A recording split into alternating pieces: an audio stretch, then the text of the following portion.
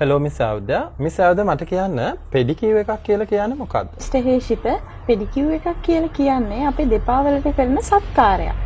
Miss Avudya මට ඒක තවදුරටත් පැහැදිලි කරලා දුන්නොත්. මේ ට්‍රීට්මන්ට් එකෙන් ඔයාගේ නියපොතු වල තියෙන දිලීර ආසාදන ඉවත් කරනවා වගේම මේ සම ඉවත් කරලා පැහැපත් නිරෝගී සමක් ලබා දෙනවා. පෙඩිකියුර් එකක් අපිට අවශ්‍ය වෙන්නේ ඇයි?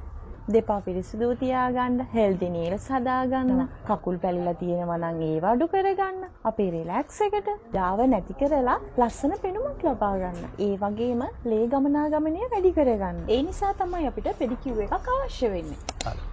ඒ වගේම මිස් අවුද්‍යා පෙඩිකියුර් එකකදී අපිට හොඳ මසාජ් එකකුත් ලැබෙනවා නේද? ඔව් අනිවාර්යයෙන්. අවුද්‍යා කොච්චර කාලයකට සැරයක්ද අපිට පෙඩිකියුර් එකක් ඕන වෙන්නේ?